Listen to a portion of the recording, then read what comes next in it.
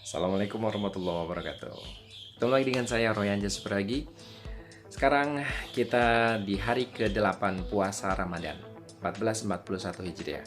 Dan kali ini saya ingin berbagi dengan teman-teman semua terkait dengan proses perubahan. Dan bicara tentang perubahan, mungkin teman-teman melihat ada sesuatu yang berubah dalam diri saya. Coba lihat. Oh iya, betul. Yang berubah adalah potongan rambut saya. Dan kalau hari-hari biasa, kalau kondisi biasa, kita potong rambut itu hal yang biasa. Tetapi karena pandemi COVID-19, kita potong rambut itu susah banget.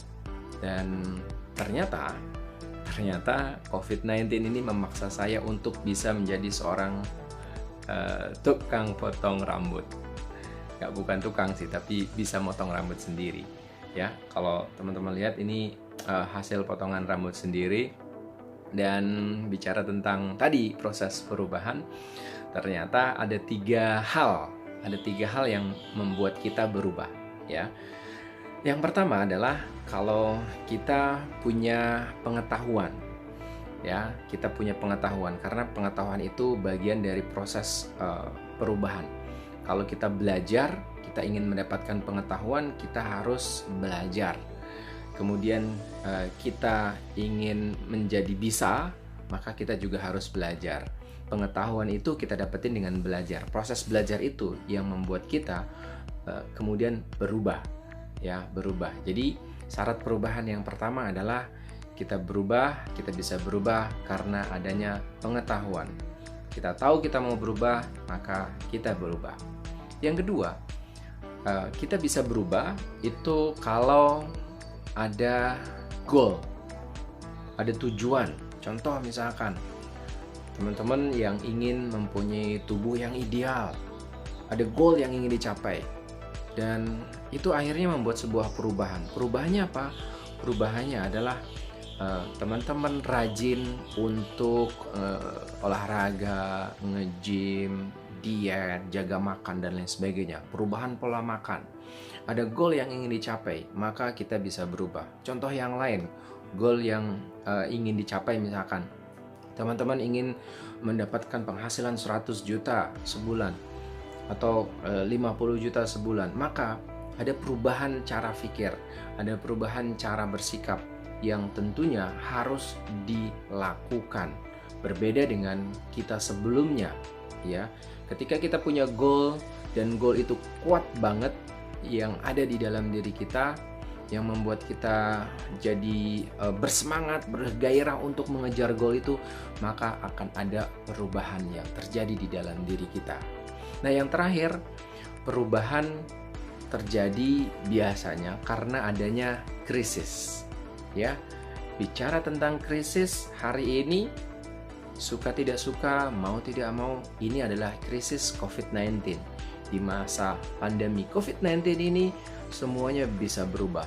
Yang tadinya nggak mau meeting online, sekarang sudah dipaksa meeting online. Yang tadinya nggak mau jualan secara online, sekarang ibu, bapak, teman-teman semua sudah pandai kan untuk jualan online. Bahkan teman-teman saya, orang-orang yang di Facebook, di Instagram, itu jualannya sekarang pakai live.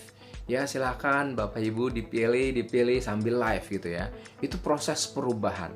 Dan kita semua dipaksa berubah, di seluruh dunia dipaksa berubah karena COVID-19.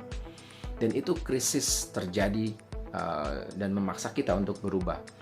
Balik lagi ke krisis COVID-19 yang ada dalam diri saya, memaksa saya untuk berubah, memaksa saya untuk bisa motong rambut sendiri gitu ya, motong rambut sendiri dan seterusnya. Apakah setelah COVID-19 ini akan motong sendiri juga? Bisa jadi iya, ya bisa jadi iya. Jadi menghemat gitu ya, nggak perlu ke tukang cukur. Nah, pertanyaannya adalah apakah iya kita mau berubah nunggu adanya krisis dulu, kondisi kepepet, atau dalam kata yang lain pernah saya sampaikan itu kondisi krisis kritis. Kita sudah terbiasa di comfort zone, sudah terbiasa di zona nyaman, Dan ketika kita diberikan sesuatu yang membuat kita tidak nyaman, krisis, maka baru kita berubah. Contoh perubahan karena kondisi krisis itu juga banyak sekali terjadi di sekeliling kita. Nah, bicara tentang krisis tadi,